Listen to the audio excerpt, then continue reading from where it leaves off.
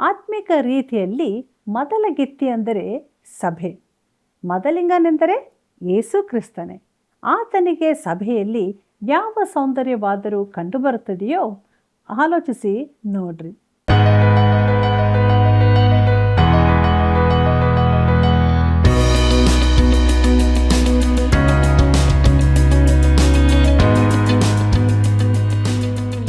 ಪ್ರೀತಿಯುಳ್ಳ ವೀಕ್ಷಕರೇ, ನಾವು ಈವರೆಗೆ ತಿಳಿಯದ ಅನೇಕ ವಿಷಯಗಳನ್ನು ಸತ್ಯವೇದ ಅಧ್ಯಯನದಲ್ಲಿ ದೇವರು ತಿಳಿಸಿದ್ದಾರೆ. ಈ ಕೃಪೆಯ ಗಳಿಗೆಗಾಗಿ ನಾವು ದೇವರಿಗೆ ಸ್ತೋತ್ರ ಮಾಡಿ ಪರಮಗೀತ ಪುಸ್ತಕದಲ್ಲಿನ 9ನೇ ಅಧ್ಯಾಯದಲ್ಲಿ ಇಸ್ರಾಯೇಲರು ಉತ್ತಮರು, ಊಟದ ಮೇಜಿನ ಔತಣ, ರಕ್ತಬೋಳ ಚೀಲ ಎಂಬ ವಿಷಯಗಳ ಬಗ್ಗೆ ತಿಳಿದುಕೊಳ್ಳೋಣ ಬನ್ರಿ. ಪ್ರಾರ್ಥನಾ ಪೂರ್ವಕವಾಗಿ ನಮ್ಮ ಅಧ್ಯಯನವನ್ನು ಈಗ ಪ್ರಾರಂಭಿಸೋಣ. ನಿಶ್ಚಯವಾಗಿ ನನ್ನ ಜೀವಮಾನದಲ್ಲೆಲ್ಲ ಶುಭವೂ ಕೃಪೆಯೂ ನನ್ನನ್ನು ಹಿಂಬಾಲಿಸುವವು. ಕೀರ್ತನೆ 23:6ನೇ ವಚನ. ಕರ್ತನಲ್ಲಿ ಪ್ರೀತಿಯುಳ್ಳ ಸಹೋದರ ಸಹೋದರಿಯರೇ, ನಮ್ಮ ರಕ್ಷಕನಾದ ಯೇಸು ಕ್ರಿಸ್ತನ ಅತಿ ಮಹಿಮೆಯ ನಾಮದಲ್ಲಿ ನಿಮ್ಮೆಲ್ಲರಿಗೂ ನನ್ನ ಹೃದಯಪೂರ್ವಕವಾದ ಪ್ರೀತಿಯ ವಂದನೆಗಳು. ಪರಮಗೀತ ಪುಸ್ತಕದ ಅಧ್ಯಯನದಲ್ಲಿ ನಾವು ಮುಂದೆ ಸಾಗುತ್ತಾ ಇದ್ದೇವೆ. ದೇವರಾತ್ಮನ ಸಹಾಯವನ್ನು ಬೇಡಿಕೊಳ್ಳೋಣ. ನಮ್ಮ ಅಧ್ಯಯನದಲ್ಲಿ ವಧುವಿನ ಅಲಂಕಾರ ಎಂಬ ವಿಚಾರವನ್ನು ನೋಡೋಣ. ಪ್ರಿಯರೇ, ಕುರುಬನು ಮುಂದುವರಿದು ಮಾತನಾಡುವಾಗ ಅಲಂಕಾರವಾಗಿ ಹೇಳುತ್ತಾನೆ. ಪರಮಗೀತ 1ನೇ ಅಧ್ಯಾಯ 9ನೇ ವಚನವನ್ನು ಗಮನಿಸಿರಿ. ಅಲ್ಲಿ ಹೀಗೆ ಬರೆದದೆ, ಪ್ರಿಯಳೇ, ನಿನ್ನನ್ನು ಫರೋಹನ ರಥಗಳ ಕುದುರೆಗೆ ಹೋಲಿಸಿದ್ದೇನೆ ಎಂಬುದಾಗಿ. ಪ್ರೀತಿಯುಳ್ಳ ದೇವಜನರೇ, ಮೊದಲೇ ತಿಳಿಸಿದಂತೆ ಪ್ರಿಯಳೇ ಎಂಬ ಶಬ್ದ ಬಂದಾಗ ಅದು ಮದುಮಗನು ಮೊದಲಗಿತ್ತಿಯೊಡನೆ ಮಾತನಾಡುವುದಾಗಿದೆ. ಪ್ರಾಣ ಪ್ರಿಯನೇ ಎಂಬ ಪದವು ಮದುಮಗಳು ಮದುಮಗನಿಗೆ ಉಪಯೋಗಿಸುವ ಸಂಬೋಧನೆಯಾಗಿದೆ. ಪ್ರಿಯಳೇ, ನಿನ್ನನ್ನು ಫರೋಹನ ರಥಗಳ ಕುದುರೆಗೆ ಹೋಲಿಸಿದ್ದೇನೆ ಎಂಬುದಾಗಿ ನೋಡುವಾಗ, ಪ್ರಿಯರೇ, ಮೋಶೆಯು ಇಸ್ರಾಯೇಲ್ಯರು ಐಗುಪ್ತದಿಂದ ಓಡಿ ಬಂದು ಕೆಂಪು ಸಮುದ್ರದ ಬಳಿ ಬಂದಾಗ ಅವರು ಹಿಂತಿರುಗದಂತೆ ಫರೋಹನನ ರಥಗಳು ವೇಗವಾಗಿ ಓಡಿ ಬಂದು ತಡೆಯುತ್ತಿದ್ದವು. ಅದು ಭಯಂಕರವಾದ ಸೈನ್ಯವಾಗಿದ್ದು ಕುದುರೆ ರಥಗಳಿಂದಲೂ ರಥಗಳ ಮೇಲಿನ ಧ್ವಜಗಳಿಂದಲೂ ಕೂಡಿದ್ದಾಗಿತ್ತು. ಅದು ಭಯ ಹುಟ್ಟಿಸುವ ದೃಶ್ಯವಾಗಿತ್ತು. ಮದುಮಗನು ಹೇಳುವುದೇನೆಂದರೆ, ಈ ಹಳ್ಳಿ ಹುಡುಗಿಯ ಸೌಂದರ್ಯವು ಅವನನ್ನು ಆಶ್ಚರ್ಯಗೊಳಿಸಿತು ಎಂಬುದಾಗಿ. ಈಗ ತಾನು ಕಂಡ ಸಂಗತಿಗಳನ್ನು ಅವನು ವಿವರಿಸತೊಡಗುತ್ತಾನೆ. ಪರಮಗೀತ 1ನೇ ಅಧ್ಯಾಯ 10 ಮತ್ತು 11ನೇ ವಚನವನ್ನು ಗಮನಿಸಿರಿ. ಅಲ್ಲಿ ನಾವು ಹೀಗೆ ನೋಡುತ್ತೇವೆ, ನಿನ್ನ ಕೆನ್ನೆಗಳು ಜಡೆಗಳಿಂದಲೂ ನಿನ್ನ ಕಂಠವು ಆರಗಳಿಂದಲೂ ಎಷ್ಟೋ ಅಂದವಾಗಿವೆ. ನಾವು ನಿನಗೆ ಬೆಳ್ಳಿಯ ತಿರುಪಿನ ಜಡೆ ಬಂಗಾರಗಳನ್ನು ಮಾಡಿಸುವೆವು ಎಂಬುದಾಗಿ. ಪ್ರೀತಿಯುಳ್ಳ ಸಹೋದರ ಸಹೋದರಿಯರೇ, ನಿನ್ನ ಕೆನ್ನೆಗಳು ಅಂದವಾಗಿವೆ ಎಂಬುದಾಗಿ ನೋಡುವಾಗ ಅವಳ ಕತ್ತು ಸುಂದರವಾಗಿದೆ. ಅದು ಎಷ್ಟೋ ಅಂದವಾದದ್ದು, ಮನೋಹರವೂ ಆಗಿದೆ. ಆಕೆಯನ್ನು ಆಭರಣಗಳಿಂದ ಅಲಂಕರಿಸಲು ಇಚ್ಛಿಸುತ್ತೇನೆಂದು ಹೇಳುತ್ತಾನೆ. ಆಕೆಯ ಕೆನ್ನೆಗೆ ಆಭರಣ, ಕುತ್ತಿಗೆಗೆ ಚಿನ್ನದ ಸರಗಳನ್ನು ಹಾಕಬೇಕೆನ್ನುತ್ತಾನೆ. ಪ್ರೇಮ ಸಲ್ಲಾಪದಲ್ಲಿ ಅಂದವಾಗಿ ಕಾಣುವ ದೇಹದ ಭಾಗಗಳನ್ನು ಅವನು ವರ್ಣಿಸುತ್ತಾನೆ. ತನ್ನ ಮದುವಣಗಿತ್ತಿಯಾಗಲಿರುವ ಈ ಹುಡುಗಿಯ ಕುರಿತು ಅವನು ವರ್ಣಿಸುತ್ತಿದ್ದಾನೆ. ಪ್ರೀತಿಯುಳ್ಳ ಸಹೋದರ ಸಹೋದರಿಯರೇ, ಆತ್ಮಿಕ ರೀತಿಯಲ್ಲಿ ಮೊದಲಗಿತ್ತಿ ಎಂದರೆ ಸಭೆಯಾಗಿದೆ. ಮೊದಲಿಂಗನೆಂದರೆ ಕರ್ತನಾದ ಯೇಸು ಕ್ರಿಸ್ತನೇ. ಆತನಿಗೆ ಸಭೆಯಲ್ಲಿ ಯಾವ ಸೌಂದರ್ಯವಾದರೂ ಕಂಡುಬರುತ್ತದೋ? ನಮ್ಮಲ್ಲನೇಕರನ್ನು ಆತನು ನಾಶನ ಪಾತ್ರರಾದ ಪಾಪಿಗಳಾಗಿದ್ದದನ್ನು ಕಂಡನು. ಶುಲೇಮ್ಯಳು ತನ್ನನ್ನು ಅಲಕ್ಷ್ಯ ಮಾಡಿಕೊಂಡರೂ ಆಕೆಯಲ್ಲಿ ಒಂದು ಸ್ವಾಭಾವಿಕ ಸೌಂದರ್ಯವಿತ್ತು. ಆದರೆ ನಮ್ಮಲ್ಲಿ ಅದೂ ಕೂಡ ಇರಲಿಲ್ಲ. ಕ್ರಿಸ್ತನಿಗೆ ಆಕರ್ಷಕವಾಗಿ ಕಾಣುವ ಯಾವುದೂ ಆತನಿಗೆ ನಮ್ಮಲ್ಲಿ ಕಾಣಲಿಲ್ಲ. ನಾವು ಆತನಿಗೆ ಏನನ್ನೂ ತರಲಿಲ್ಲ. ನಮಗೆ ಎಲ್ಲವನ್ನೂ ಆತನೇ ಒದಗಿಸಿದ್ದಾನೆ. ಇದೇ ಸಂಕೇತವನ್ನು ಇಸ್ರಾಯೇಲ್ಯರ ಕುರಿತೂ ಹೇಳಬಹುದು. ಆತನು ಇಸ್ರಾಯೇಲ್ಯರನ್ನು ಬಿಡುಗಡೆಗೊಳಿಸುವಾಗ, ನೀವು ಉತ್ತಮರು, ಐಗುಪ್ತರಿಗಿಂತ ಮೇಲಿನವರೂ ಆಗಿರುವುದರಿಂದ ನಿಮ್ಮನ್ನು ಬಿಡುಗಡೆ ಮಾಡುತ್ತೇನೆ ಎಂದು ಆತನು ಹೇಳಲಿಲ್ಲ. ಅವರು ಹಾಗಿರಲೂ ಇಲ್ಲ. ಅವರು ಚಿಕ್ಕದಾದ ಅಲ್ಪ ಜನಾಂಗವಾಗಿದ್ದರು. ಇಲ್ಲವೇ ನೀವು ನನಗೆ ನಂಬಿಗಸ್ತರಾಗಿದ್ದೀರಿ ಎಂದು ಕೂಡ ಆತನು ಹೇಳಲಿಲ್ಲ. ಅವರು ಆತನಿಗೆ ಪೂರಾ ಅಪನಂಬಿಗಸ್ತರಾಗಿ ಮೂರ್ತಿ ಪೂಜೆಗಳಲ್ಲಿ ತೊಡಗಿದ್ದರು. ಅವರು ದೇವರನ್ನು ಬಿಟ್ಟು ದೂರ ಹೋದವರಾಗಿದ್ದರು. ಅವರು ದೇವರಿಗೆ ಬೆನ್ನು ಹಾಕಿ ಪೂರಾ ಅನೀತಿಯಲ್ಲಿ ಬದುಕುತ್ತಿದ್ದರು. ಹಾಗಾದರೆ ದೇವರಿಗೆ ಆಕರ್ಷಕವಾಗಿ ಕಂಡದ್ದೇನು? ಆತನು ಅವರಿಗಾಗಿ ಯಾಕೆ ತನ್ನ ಸಮಯವನ್ನು ಕಳೆದನು? ಅದಕ್ಕೆ ಉತ್ತರವನ್ನು ದೇವರು ಮೋಶೆಗೆ ಕೊಟ್ಟಿದ್ದಾನೆ. ನಾನು ಅವರ ಮೊರೆಯನ್ನು ಕೇಳಿದ್ದೇನೆ ಎಂಬುದಾಗಿ. ಅಪೊಸ್ತಲ ಕೃತ್ಯಗಳು 7ನೇ ಅಧ್ಯಾಯ 34ನೇ ವಚನದಲ್ಲಿ ಇದನ್ನು ನಾವು ನೋಡುತ್ತೇವೆ. ಪ್ರಿಯರೇ, ಅದು ದೇವರ ಮನಸ್ಸಿಗೆ ನಾಟಿತು. ಸಂಪೂರ್ಣವಾಗಿ ಉತ್ತರವು ಆತನ ಪ್ರೀತಿ ಕೃಪೆಗಳಲ್ಲೇ ಅಡಗಿದೆ. ನಮ್ಮ ದರಿದ್ರಾವಸ್ಥೆಯನ್ನು ನೋಡಿದ ಆತನು ನಮಗೂ ಸಭೆಗೂ ರಕ್ಷಣೆಯನ್ನು ಒದಗಿಸಲು ಮುಂದಾದನು. ನಾವು ಕ್ರಿಸ್ತನ ಮೇಲೆ ನಂಬಿಕೆ ಇರಿಸಿದರೆ ಸಾಕು, ನಾವು ರಕ್ಷಿಸಲ್ಪಡುತ್ತೇವೆಂದು ದೇವರು ಹೇಳುತ್ತಾನೆ. ನಾವು ನಿನಗೆ ಬೆಳ್ಳಿಯ ತಿರುಪಿನ ಜಡೆ ಬಂಗಾರಗಳನ್ನು ಮಾಡಿಸುವೆವು ಎಂಬುದಾಗಿ ನೋಡುವಾಗ, ಪ್ರಿಯರೇ, ಇದು ಪರಲೋಕದ ನಮ್ಮ ಮದಲಿಂಗನು ವಿಶ್ವಾಸಿಗಳಿಗೆ ಏನು ಮಾಡುತ್ತಾನೆಂಬುದರ ಚಿತ್ರಣವಾಗಿದೆ. ಎಫೆಸ 5ರಲ್ಲಿನ ವಾಕ್ಯ ಭಾಗವು ಇದನ್ನು ಸ್ಪಷ್ಟಪಡಿಸುತ್ತದೆ. ಕ್ರಿಸ್ತನು ಸಭೆಯನ್ನು ಪ್ರೀತಿಸಿ ಅದಕ್ಕೋಸ್ಕರ ತನ್ನನ್ನೇ ಸಮರ್ಪಿಸಿದನು. ದೇವರ ವಾಕ್ಯದ ನೀರಿನ ಮೂಲಕ ಸಭೆಯನ್ನು ತೊಳೆದು ಶುದ್ಧಪಡಿಸಲಿಕ್ಕಾಗಿ ಹೀಗೆ ಮಾಡಿದನು. ಅದು ನಿಜವಾಗಿಯೂ ಅದ್ಭುತವಾದ ಶುದ್ಧೀಕರಣವಾಗಿದೆ. ಪ್ರಿಯರೇ, ನಾವು ಕ್ರಿಸ್ತನ ನೀತಿಯಿಂದ ಹೊದಿಸಲ್ಪಟ್ಟಿದ್ದೇವೆ. ನಾವು ಆತನಲ್ಲಿ ಪರಿಪೂರ್ಣರಾಗಿ ಪ್ರಿಯನಲ್ಲಿ ಸ್ವೀಕರಿಸಲ್ಪಟ್ಟೆವು. ಮುಂದಕ್ಕೆ ನಾವು ಊಟದ ಮೇಜಿನಲ್ಲಿನ ಔತಣ ಎಂಬ ವಿಚಾರವನ್ನು ನೋಡೋಣ. ಪರಮಗೀತ 1ನೇ ಅಧ್ಯಾಯ 12ನೇ ವಚನ ಹೀಗೆ ಹೇಳುತ್ತದೆ: ರಾಜನು ಅತ್ತ ಓಲಗದಲ್ಲಿದ್ದಾಗ ನನ್ನ ಜಟಮಾಂಸಿಯು ಇತ್ತ ಪರಿಮಳವನ್ನು ಬೀರುತ್ತಿತ್ತು ಎಂಬುದಾಗಿ. ಕರ್ತನಲ್ಲಿ ಪ್ರಿಯರೇ, ಅಕ್ಷರಸ ಅದರ ಅರ್ಥ ಅರಸನು ತನ್ನ ಮೇಜಿನ ಬಳಿ ಕುಳಿತಿರುವಾಗ ಎಂದಾಗುತ್ತದೆ. ಅದು ಒಂದು ವೃತ್ತಾಕಾರವಾದ ಮೇಜಾಗಿದ್ದು, ಅಲ್ಲಿ ಅರಸನು ತನ್ನ ಅತಿಥಿಗಳ ಸಂಗಡ ಕೂತುಕೊಂಡು ಇಲ್ಲವೇ ಒರಗಿಕೊಂಡು ಇರುತ್ತಿದ್ದನು. ಮದಲಿಂಗನು ತಾನು ಆಹ್ವಾನಿಸಿದವರನ್ನೆಲ್ಲ ಊಟದ ಮೇಜಿಗೆ ಕರೆತರುತ್ತಾನೆ. ನಾವು ಈ ಔತಣಕ್ಕೆ ಕೊಟ್ಟ ಕರೆಯನ್ನು ಸ್ವೀಕರಿಸಿದವರನ್ನು ಕುರಿತು ಚರಿತ್ರೆಯಲ್ಲಿ ನೋಡಬಹುದು. ಆತನು ಹುಟ್ಟಿದಾಗ ಬೆಟ್ಟದ ಮೇಲಿನಿಂದ ಕುರುಬರು ಆತನನ್ನು ನೋಡುವುದಕ್ಕಾಗಿ ಬಂದರು. ಬಳಿಕ ಪೂರ್ವ ದೇಶದಿಂದ ಜೋಯಿಸರೂ ಬಂದು ಆತನಿಗೆ ಚಿನ್ನ, ಧೂಪ, ರಕ್ತಬೋಳಗಳನ್ನು ಕಾಣಿಕೆಯಾಗಿ ಅರ್ಪಿಸಿದರು. ಪ್ರಿಯರೇ, ದಾವೀದನು ತನ್ನ ಮನಸ್ಸಿನಲ್ಲಿ ಔತಣದ ಮೇಜಿನ ಯೋಚನೆಯಿಂದಲೇ ಹೀಗೆ ಬರೆದನು. ಕೀರ್ತನೆ 23:5ನೇ ವಚನ ಹೀಗೆ ಹೇಳುತ್ತದೆ: ವೈರಿಗಳ ಮುಂದೆಯೇ ನೀನು ನನಗೋಸ್ಕರ ಔತಣವನ್ನು ಸಿದ್ಧಪಡಿಸುತ್ತಿ, ನನ್ನ ತಲೆಗೆ ತೈಲವನ್ನು ಹಚ್ಚಿಸುತ್ತಿ, ನನ್ನ ಪಾತ್ರೆಯು ತುಂಬಿ ಹೊರಸೂಸುತ್ತದೆ ಎಂಬುದಾಗಿ. ಪ್ರೀತಿಯುಳ್ಳ ದೇವಜನರೇ, ರಾಜನು ಅತ್ತ ಓಲಗದಲ್ಲಿದ್ದಾಗ ನನ್ನ ಜಟಮಾಂಸಿಯು ಇತ್ತ ಪರಿಮಳವನ್ನು ಬೀರುತ್ತಿತ್ತು ಎಂಬುದಾಗಿ ನೋಡುವಾಗ, ಜಟಮಾಂಸಿಯು ಕ್ರಿಸ್ತನ ಜೀವಿತದ ಪರಿಮಳವಾಗಿದೆ. ಅದೆಷ್ಟು ಅದ್ಭುತವಾದದ್ದು!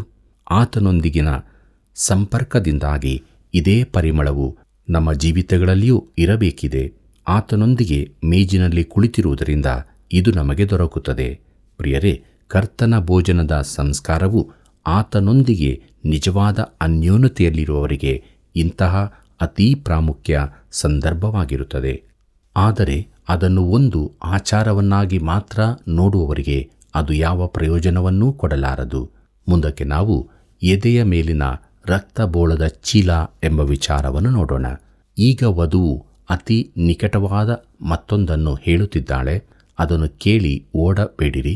ಪರಮಗೀತ 1ನೇ ಅಧ್ಯಾಯ 13ನೇ ವಚನ ಹೀಗೆ ಹೇಳುತ್ತದೆ: ಎನ್ನಿನಿಯನು ನನ್ನ ಸ್ತನಗಳ ಮಧ್ಯದಲ್ಲಿನ ರಕ್ತಬೋಳದ ಚೀಲ ಎಂಬುದಾಗಿ. ಪ್ರೀತಿಯುಳ್ಳ ದೇವಜನರೇ, ಮೂಲವಚನವನ್ನು ಅನೇಕ ವಿಧವಾಗಿ ಭಾಷಾಂತರಿಸಲು ಸಾಧ್ಯವಿರುತ್ತದೆ. ಅದು ರಾತ್ರಿಯೆಲ್ಲ ನನ್ನ ಸ್ತನಗಳ ನಡುವೆ ಇರುತ್ತದೆ. ಅದು ಯಾವುದು? ಅದು ರಕ್ತಬೋಳದ ಚೀಲ.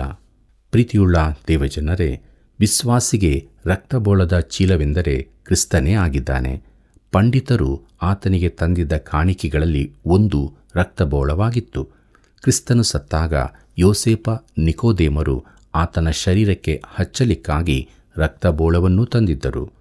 ರಕ್ತಬೋಳವು ಜನನದಿಂದ ಮರಣದವರೆಗಿನ ಆತನ ಇಡೀ ಜೀವಿತದ ಕುರಿತು ತಿಳಿಸುತ್ತದೆ. ಪ್ರಿಯಮಿತ್ರನೇ, ಕ್ರಿಸ್ತನು ನಿನ್ನ ಎದೆಯಲ್ಲಿಯೂ ಹೃದಯದಲ್ಲಿಯೂ ಯಾವಾಗಲೂ ಇರಬೇಕು. ರಾತ್ರಿಯಲ್ಲಿ ನಿನಗೆ ಎಚ್ಚರವಾಗುವಾಗ ನೀನು ಏನನ್ನು ಯೋಚಿಸುತ್ತೀ? ಮರುದಿನದ ಚಿಂತೆ ಮಾಡುತ್ತಿರುತ್ತೀಯಾ?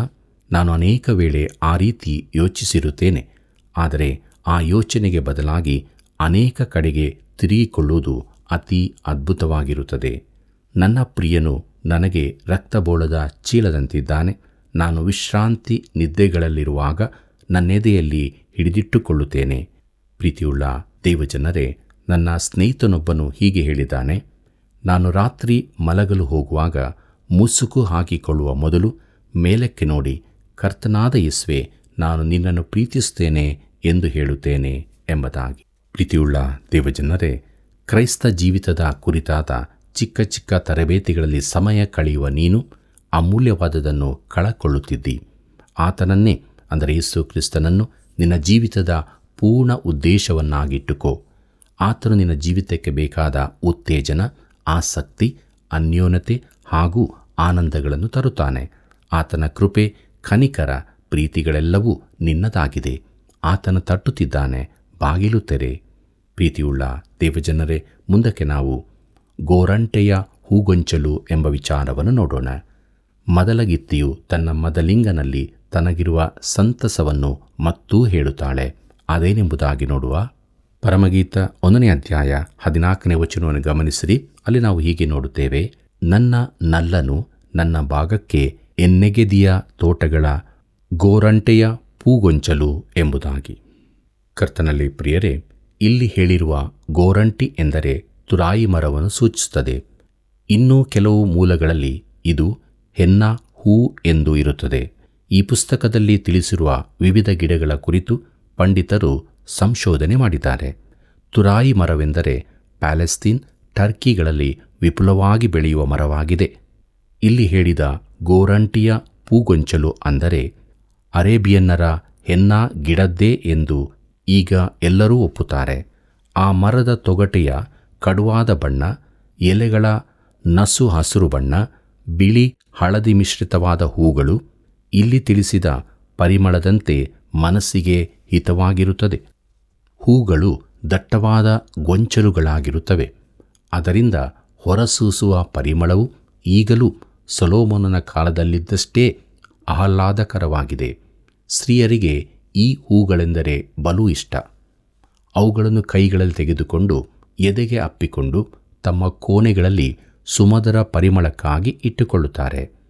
ಪ್ರಿಯರೇ, ಇಲ್ಲಿ ಮದಲಿಂಗನನ್ನು ಈ ತುರಾಯಿ ಮರಕ್ಕೆ ಹೋಲಿಸಲಾಗಿದೆ. ಅದು ಎಷ್ಟು ಮನೋಹರವಾದ ಸಂಗತಿಯಾಗಿದೆ.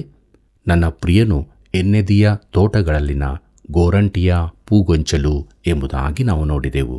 ಪ್ರಿಯರೇ, ನಮ್ಮ ಪ್ರಿಯನಾಗಿರುವ ಕ್ರಿಸ್ತನು ಆಕರ್ಷಕ ಸೌಂದರ್ಯ ಹಾಗೂ ಮನೋಹರ ಸುವಾಸನೆಯಿಂದ ಕೂಡಿದವನಾಗಿ ಇಲ್ಲಿ ಚಿತ್ರಿಸಲ್ಪಟ್ಟಿದ್ದಾನೆ. ಕ್ರಿಸ್ತನ ದೈವತ್ವವನ್ನು ನಾನು ಯಾವಾಗಲೂ ಒತ್ತಿ ಹೇಳುತ್ತೇನೆ. ಆದರೆ ಅದು ಒಂದು ಪಾರ್ಶ್ವದ ನೋಟವೋ ಎಂಬಂತೆ ಕೆಲವೊಮ್ಮೆ ನೆನೆಸುತ್ತೇನೆ. ಪ್ರಿಯ ಮಿತ್ರನೇ, ಆತನ ವ್ಯಕ್ತಿತ್ವ ಎಷ್ಟು ಅಂದವಾಗಿದೆ ಎಂದು ಎಂದಾದರೂ ಯೋಚಿಸಿದ್ದೀಯೋ? ಆತನು ತನ್ನ ಮೇಲೆ ನಮ್ಮ ಮಾನವತ್ವವನ್ನು ಧರಿಸಿಕೊಂಡನು.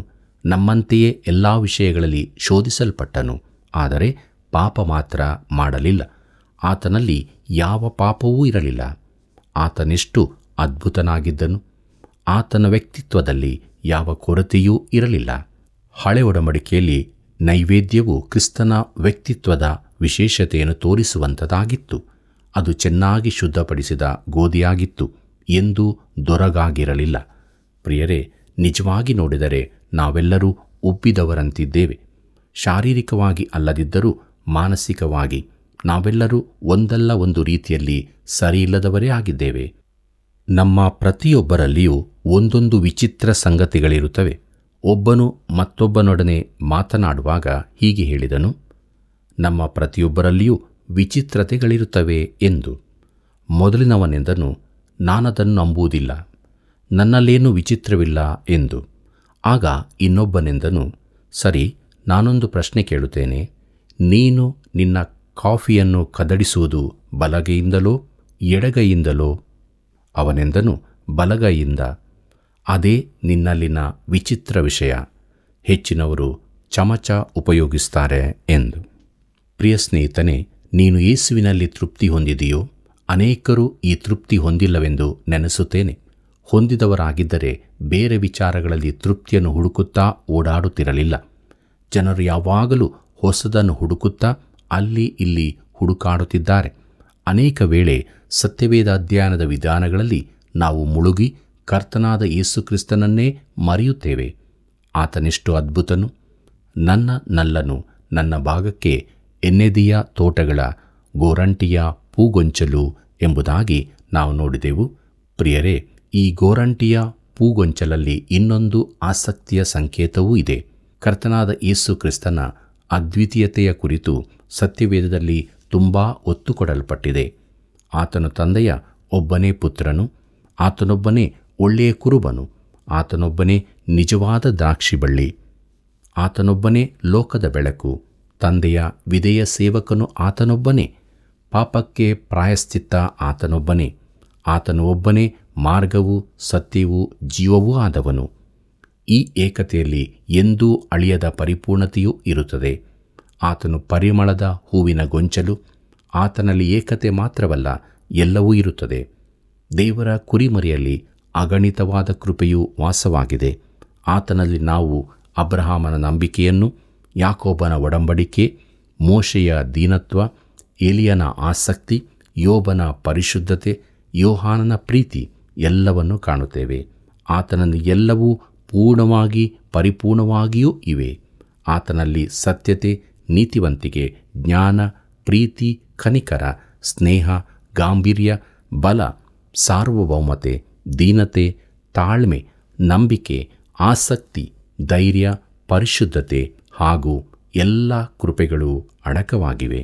ಆತನೆಷ್ಟು ಅದ್ಭುತನೂ ಅಲ್ಲವೇ? ಪ್ರೀತಿಯುಳ್ಳ ದೇವಜನರೇ, ಮುಂದಕ್ಕೆ ನಾವು ಆಹಾ ನೀನು ಎಷ್ಟು ಸುಂದರಿ ಎಂಬ ವಿಚಾರವನ್ನು ನೋಡೋಣ. ಪ್ರಿಯರೇ, ವಧುವು ತನ್ನ ಪ್ರೀತಿಯನ್ನೂ ಭಕ್ತಿಯನ್ನೂ ತಿಳಿಸಿದ ಬಳಿಕ ವರನು ಆಕೆಗೆ ಹೇಳುತ್ತಾನೆ. ಪರಮಗೀತ 1ನೇ ಅಧ್ಯಾಯ 15ನೇ ವಚನವನ್ನು ಗಮನಿಸಿರಿ. ಅಲ್ಲಿ ಹೀಗೆ ಬರೆದದೆ, ಆಹಾ ನನ್ನ ಪ್ರಿಯಳೇ, ನೀನು ಎಷ್ಟು ಚೆಲುವೆ! ಆಹಾ ನೀನು ಎಷ್ಟು ಸುಂದರಿ! ನಿನ್ನ ನೇತ್ರಗಳು ಪಾರಿವಾಳಗಳಂತಿವೆ ಎಂಬುದಾಗಿ. ಪ್ರೀತಿಯುಳ್ಳ ದೇವಜನರೇ, ಇದಕ್ಕೆ ಪ್ರತಿಯಾಗಿ ಆಕೆಯ ಉತ್ತರ ಮುಂದಿನ ವಚನದಲ್ಲಿದೆ. ಆಹಾ ಎನ್ನೆನಿಯನೇ, ನೀನೆಷ್ಟು ಸುಂದರ! ಆಕೆ ಹೇಳಿದ್ದಳು, ನನ್ನನ್ನು ದಿಟ್ಟಿಸಿ ನೋಡಬೇಡಿರಿ, ನಾನು ಕಪ್ಪಾಗಿದ್ದೇನೆ, ಸೂರ್ಯನ ದೃಷ್ಟಿಗೆ ಬಿದ್ದವಳಾಗಿದ್ದೇನೆ. ಆದರೆ ಆತನು ಆಕೆಗನ್ನುತ್ತಾನೆ, ನೀನು ಎಷ್ಟು ಸುಂದರ ನನ್ನ ಪ್ರಿಯಳೇ, ಇಗೋ ನೀನು ಮನೋಹರಳು ಎಂಬುದಾಗಿ. ಪ್ರೀತಿಯುಳ್ಳ ದೇವಜನರೇ, ಕ್ರಿಸ್ತನ ಮೊದಲಗಿತ್ತಿಯರಾದ ನಾವು ಪಾಪ ಮಾಡಿದವರಾಗಿದ್ದೇವೆ. ನಾವು ದಾನಿಯೇಲನೊಂದಿಗೆ ನಾವು ಪಾಪಾಪರಾಧಗಳನ್ನು ಮಾಡಿ ಕೆಟ್ಟವರಾಗಿ ನಡೆದು ನಿನಗೆ ತಿರುಗಿ ಬಿದ್ದು ನಿನ್ನ ಆಜ್ಞಾವಿಧಿಗಳನ್ನು ತೊರೆದು ಎಂಬುದಾಗಿ ಪ್ರಾರ್ಥಿಸಬೇಕಾಗಿದೆ. ದಾನಿಯೇಲನ ಪ್ರವಾದನೆ ಗ್ರಂಥ 9ನೇ ಅಧ್ಯಾಯ 5ನೇ ವಚನದಲ್ಲಿ ಇದನ್ನು ನಾವು ನೋಡುತ್ತೇವೆ. ಪ್ರಿಯರೇ, ದೇವರ ಮಗುವಾಗಿರುವ ಪ್ರತಿಯೊಬ್ಬನ ಅರಿಕೆ ಇದೇ ಆಗಿರುತ್ತದೆ. ಈ ಸೌಂದರ್ಯದ ರಹಸ್ಯ ಇದರಲ್ಲಿದೆ. ನಿನ್ನ ನೇತ್ರಗಳು ಪಾರಿವಾಳಗಳಂತಿವೆ. ಪಾರಿವಾಳಗಳು ಸೌಂದರ್ಯಕ್ಕೂ ಸ್ಥಿರತೆಗೂ ಸಂಕೇತಗಳಾಗಿವೆ. ಆಕೆಯ ಕಣ್ಣುಗಳು ಮದಲಿಂಗನಲ್ಲಿ ಸ್ಥಿರವಾಗಿವೆ ಮತ್ತು ಆಕೆಯ ಸೌಂದರ್ಯವೆಲ್ಲವೂ ಮದಲಿಂಗನ ಪ್ರತಿಫಲಿತ ಸೌಂದರ್ಯವೇ ಆಗಿದೆ. ಯೇಸು ಹೇಳಿದ್ದಾನೆ, ಕಣ್ಣು ದೇಹಕ್ಕೆ ದೀಪವಾಗಿದೆ. ಈಗಿರುವಲ್ಲಿ ನಿನ್ನ ಕಣ್ಣು ನೆಟ್ಟಗಿದ್ದರೆ ನಿನ್ನ ದೇಹವೆಲ್ಲ ಬೆಳಕಾಗಿರುವುದು ಎಂಬುದಾಗಿ ಮತ್ತಾಯನ ಬರೆದ ಸುವಾರ್ತೆ 6ನೇ ಅಧ್ಯಾಯ 22ನೇ ವಚನದಲ್ಲಿ ಓದುತ್ತೇವೆ. ಮತ್ತು ಸೌಂದರ್ಯ ಭರಿತವೂ ಆಗಿರುವುದು. ನಿನ್ನ ಕಣ್ಣು ಕೆಟ್ಟದಾಗಿದ್ದರೆ ನಿನ್ನ ದೇಹವೆಲ್ಲ ಕತ್ತಲಾಗಿರುವುದು. ಮತ್ತಾಯನ ಬರೆದ ಸುವಾರ್ತೆ 6ನೇ ಅಧ್ಯಾಯ 23ನೇ ವಚನದಲ್ಲಿ ಇದನ್ನು ನಾವು ನೋಡುತ್ತೇವೆ. ಪ್ರೀತಿಯುಳ್ಳ ದೇವಜನರೇ, ಕ್ರಿಸ್ತನನ್ನು ಬಿಟ್ಟು ಬೇರಾವುದರಲ್ಲಿಯಾದರೂ ಕಣ್ಣು ನೆಟ್ಟಿರುವವನಲ್ಲಿ ಯಾವ ಅಂದವೂ ಇರುವುದಿಲ್ಲ. ಯೇಸು ಅದನ್ನು ನೇರವಾಗಿ ಹೇಳಿದ್ದಾನೆ. ಏನೆಂದರೆ, ತಂದೆಯ ಮೇಲಾಗಲಿ ತಾಯಿಯ ಮೇಲಾಗಲಿ ನನ್ನ ಮೇಲೆ ಇಡುವುದಕ್ಕಿಂತ ಹೆಚ್ಚಾದ ಮಮತೆಯನ್ನಿಡುವವನು ನನಗೆ ಯೋಗ್ಯನಲ್ಲ ಎಂಬುದಾಗಿ. ಮತ್ತಾಯನ ಬರೆದ ಸುವಾರ್ತೆ 10ನೇ ಅಧ್ಯಾಯ 37ನೇ ವಚನದಲ್ಲಿ ಇದನ್ನು ನಾವು ನೋಡುತ್ತೇವೆ. ಕರ್ತನಲ್ಲಿ ಪ್ರಿಯರೇ, ನೀವು ಈ ಪ್ರಶ್ನೆಗೆ ಉತ್ತರಿಸುವುದು ಅತಿ ಅವಶ್ಯವಾಗಿದೆ. ಈ ಹೊತ್ತು ನಿನ್ನ ಕಣ್ಣುಗಳು ಯೇಸುವಿನ ಮೇಲೆ ಇವೆಯೋ? ನಮ್ಮನ್ನು ನಾವು ಪರೀಕ್ಷಿಸಿಕೊಂಡು ದೇವರ ವಾಕ್ಯಕ್ಕೆ ವಿಧೇಯರಾಗೋಣವ. ಪರಮಗೀತ 1ನೇ ಅಧ್ಯಾಯ 16 ಮತ್ತು 17ನೇ ವಚನಗಳನ್ನು ಗಮನಿಸಿರಿ. ಅಲ್ಲಿ ಹೀಗೆ ಬರೆದದೆ, ಆಹಾ ಎನ್ನಿನಿಯನೇ, ನೀನು ಎಷ್ಟು ಸುಂದರ, ಎಷ್ಟು ರಮ್ಯ! ಚಿಗುರುಗಳು ನಮ್ಮ ಮಂಚ, ನಮ್ಮ ಮನೆಯ ತೊಲೆಗಳು ದೇವದಾರು ವೃಕ್ಷಗಳು, ಜಂತೆಗಳು, ತುರಾಯಿ ಮರಗಳು ಎಂಬುದಾಗಿ. ಕರ್ತನಲ್ಲಿ ಪ್ರಿಯರೇ, ನಂಬುವವರಾದ ನಮಗೆ ಮದಲಿಂಗನು ಸುಂದರನಾಗಿದ್ದಾನೆ. ಆತನು ಪರಿಪೂರ್ಣ ಮನೋಹರನು. ಅಗುಸ್ತಿನ್ ಹೀಗೆ ಹೇಳಿದ್ದಾರೆ: ಆತನು ಪರಲೋಕದಲ್ಲಿ ಸುಂದರನು, ಭೂಲೋಕದಲ್ಲಿ ಸುಂದರ, ಕನ್ನಿಕೆಯ ಗರ್ಭದಲ್ಲಿ ಸುಂದರನು. ಆತನು ಅಷ್ಟೊಂದು ಪರಿಶುದ್ಧನಾಗಿದ್ದನು. ಹೆತ್ತವರ ಕೈಗಳಲ್ಲಿ ಸುಂದರನು, ಅದ್ಭುತ ಕೃತ್ಯಗಳಲ್ಲಿ ಸುಂದರನು, ತಿಂದ ಏಟುಗಳಲ್ಲಿ ಸುಂದರನು, ತನ್ನ ಪ್ರಾಣವನ್ನರ್ಪಿಸುವುದರಲ್ಲಿ ಸುಂದರನು, ತಿರುಗಿ ಅದನ್ನು ಪಡಕೊಳ್ಳುವುದರಲ್ಲಿ ಸುಂದರನು, ಕ್ರೂಜೆಯಲ್ಲಿ ಸುಂದರನು, ಸಮಾಧಿಯಲ್ಲಿ ಸುಂದರನು ಎಂದು. ಪ್ರೀತಿಯುಳ್ಳ ದೇವಜನರೇ, ಎಷ್ಟು ರಮ್ಯ ಎಂಬುದಾಗಿ ನೋಡುವಾಗ ಇದು ಇಬ್ರಿಯ ಮೂಲ ನಾಯಿಮ್ನಿಂದ ಬಂದದ್ದು. ದೇವಗೃಹದ ರಮ್ಯವಾದ ಸಂಗೀತವನ್ನು ವಿವರಿಸಲು ಈ ಶಬ್ದ ಉಪಯೋಗವಾಗಿದೆ.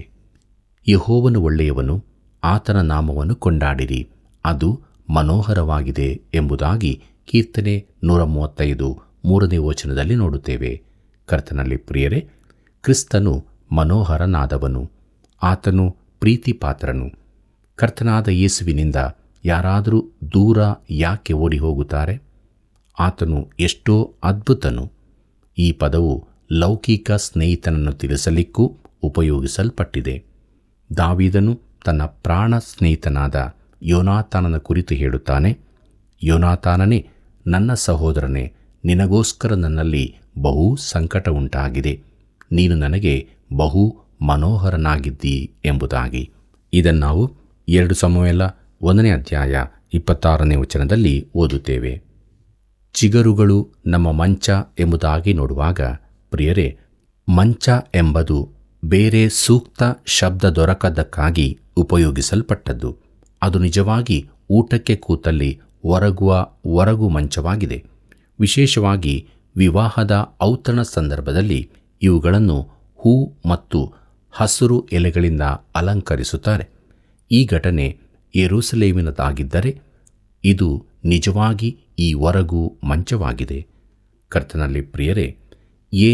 ಮೂಡಿ ಸ್ಟುವರ್ಟ್ ಅವರು ಹೀಗೆ ಹೇಳಿರುತ್ತಾರೆ: ಹೊರೆ ಹೊತ್ತವನಾಗಿ ಅಸಹಾಯಕನಾಗಿ ನೀನಿದ್ದಿ, ಎಲ್ಲೆಲ್ಲೋ ಶಾಂತಿ ಹುಡುಕುತ್ತಿ, ಸಮೀಪವಾಗಿರುವ ಆತನನ್ನು ದಾಟಿ ಹೋಗುತ್ತಿ. ಮರುಭೂಮಿಯಲ್ಲಿನ ಹಾಗರಳಂತೆ ಚರ್ಮದ ಬಾಟಲಿಯಲ್ಲಿನ ಕೊನೆಯ ತೊಟ್ಟು ಖಾಲಿಯಾಗಿದೆ. ನೀನು ಅಡ್ಡಬಿದ್ದು ಸಾಯುವಂತಾಗಿದ್ದಿ. ಆದರೆ ಕಿವಿದೆರೆ, ನನ್ನ ಬಳಿಗೆ ಬಾ, ನಾನು ನಿನಗೆ ವಿಶ್ರಾಂತಿ ಕೊಡುತ್ತೇನೆಂಬ ಸ್ವರ ನಿನಗೆ ಕೇಳಿಸುತ್ತದೆ. ಕಣ್ಣು ತೆರೆ, ಆಗ ಬಾವಿಯನ್ನು ಸುತ್ತಲಿನ ಹಸಿರು ಹುಲ್ಲನ್ನು ಕಾಣಬಲ್ಲಿ. ಪೂರ್ಣ ಹೃದಯದಿಂದ ಆತನಿಗುತ್ತರಿಸು: ಇಗೋ, ನೀನೆಷ್ಟು ಮನೋಹರನು, ನಮ್ಮ ಮಂಚವು ಚಿಗುರೆಲೆಗಳೇ ಎಂದು. ಇದೆಂಥ ಅದ್ಭುತವಾದ ಚಿತ್ರಣ ನೋಡಿರಿ. ಪ್ರೀತಿಯುಳ್ಳ ಸಹೋದರ ಸಹೋದರಿಯರೇ, ಹೌದು, ನಮ್ಮ ರಕ್ಷಕನು ನಮಗೆ ಸುಂದರವಾಗಿದ್ದಾನೆ. ಆತನು ನಮ್ಮನ್ನು ತನ್ನ ರಾಜ್ಯದಲ್ಲಿ ಸೇರಿಸಬೇಕೆಂದು ಬಯಸುತ್ತಾನೆ. ನಾವು ಆತನ ಸ್ವರಕ್ಕೆ ಕಿವಿಗೊಟ್ಟು ಆತನಿಗೆ ವಿಧೇಯರಾಗಿ ಜೀವಿಸೋಣವ. ಇಂಥ ಜೀವಿತ ಜೀವಿಸುವಂತೆ ದೇವರು ತಾನೇ ಸಹಾಯ ಮಾಡಿ ನಡೆಸಲಿ. ಕರ್ತನ ಕೃಪೆಯು ಸದಾ ನಿಮ್ಮ ಸಂಗಡ ಇರಲಿ. ಪ್ರಿಯರೇ, ನಾವು ದೇವರಿಗಾಗಿ ಏನನ್ನು ತರಲಿಲ್ಲ, ಆತನೇ ಎಲ್ಲವನ್ನು ಕೊಟ್ಟಿದ್ದಾನೆ. ಯೇಸು ಕ್ರಿಸ್ತನು ನಮಗಾಗಿ ತನ್ನ ರಕ್ತದ ಬೆಲೆಯನ್ನು ತೆತ್ತಿದ್ದಾನೆ. ಆತನನ್ನು ನಮ್ಮ ಜೀವಿತದ ಪೂರ್ಣ ಉದ್ದೇಶವನ್ನಾಗಿ ಇಟ್ಟುಕೊಳ್ಳಬೇಕು. ಆತನನ್ನು ಸೇರಿಸಿಕೊಂಡವರಾಗಿ ಆತನಲ್ಲಿ ಸಿಗುವ ಕೃಪೆ, ಕನಿಕರ, ಪ್ರೀತಿಗಳನ್ನು ನಮ್ಮದಾಗಿ ಮಾಡಿಕೊಂಡು ಜೀವಿಸೋಣ. ಪ್ರಾರ್ಥನೆಯನ್ನು ಮಾಡೋಣ. ಪ್ರೀತಿಯುಳ್ಳ ರಕ್ಷಕ, ನಿನ್ನ ಪ್ರೀತಿಗಾಗಿ ನಾವು ನಿನಗೆ ಸ್ತೋತ್ರ ಮಾಡ್ತೇವೆ. ದೇವಕುಮಾರನಾಗಿ ಪರಲೋಕದಿಂದ ನಮ್ಮೆಲ್ಲರಿಗಾಗಿ ನೀನು ಇಳಿದು ಬಂದಿದ್ದೀಯ ಕರ್ತ, ನಿನಗೆ ಸ್ತೋತ್ರ ಕರ್ತನೆ. ಹೌದು ಸ್ವಾಮಿ, ನೀನು ಬರದಿದ್ದರೆ ನಮಗೆ ಯಾವ ನಿರೀಕ್ಷೆ ಇರುತ್ತಿರಲಿಲ್ಲ ಕರ್ತನೆ. ಆದರೆ ಯೇಸುವೆ, ನೀನು ಪರಲೋಕದಿಂದ ಈ ಲೋಕದಲ್ಲಿ ಬಂದು ಜಗದ್ರಕ್ಷಕನಾಗಿ ನೀನು ಜನಿಸಿದ್ದೀಯ, ಅದಕ್ಕಾಗಿ ಸ್ತೋತ್ರ. ಹೌದು ಸ್ವಾಮಿ, ಪರಮಗೀತೆಯ ಪುಸ್ತಕದಲ್ಲಿ ನಮ್ಮ ಆತ್ಮಿಕ ವಿಚಾರಗಳನ್ನು ನಾವು ಕಲಿಯುವಂತೆ ಯೇಸು ಸ್ವಾಮಿಯು ತಾನೇ ಮೊದಲಿಂಗನಾಗಿ ಮತ್ತು ಸಭೆಯು ಮೊದಲಗೀತೆಯಾಗಿ ಸಿದ್ಧವಾಗ್ತಾ ಇರೋದಕ್ಕಾಗಿ ಸ್ತೋತ್ರ. ನಮ್ಮ ಪ್ರೀತಿಯ ಬಾಂಧವರನ್ನು ಆಶೀರ್ವದಿಸು. ಈ ಸತ್ಯಗಳನ್ನು ಅರಿತುಕೊಂಡು ಇತರರಿಗೆ ಕೂಡ ಅವರು ಹೇಳುವಂತೆ ಕೃಪೆ ಮಾಡು. ಕ್ರಿಸ್ತ ಯೇಸುವಿನ ನಾಮದಲ್ಲಿ ಬೇಡಿದ್ದೇವೆ, ಆಮೇನ್. ಪ್ರಿಯ ವೀಕ್ಷಕರೇ, ಎಷ್ಟೊಂದು ಅಮೂಲ್ಯವಾದ ವಿಷಯಗಳನ್ನು ಅರಿತುಕೊಂಡೆವು ಅಲ್ವಾ? ಇತರರು ಕೂಡ ದೇವರ ಪ್ರೀತಿಯನ್ನು ಅರಿತುಕೊಳ್ಳಲು ಈ ಸೇವೆಯ ಅಭಿವೃದ್ಧಿಗಾಗಿ ಹಿಂದೆ ಕರೆ ಮಾಡ್ರಿ. ಮತ್ತೆ ಭೇಟಿಯಾಗೋಣ. ವಂದನೆಗಳು.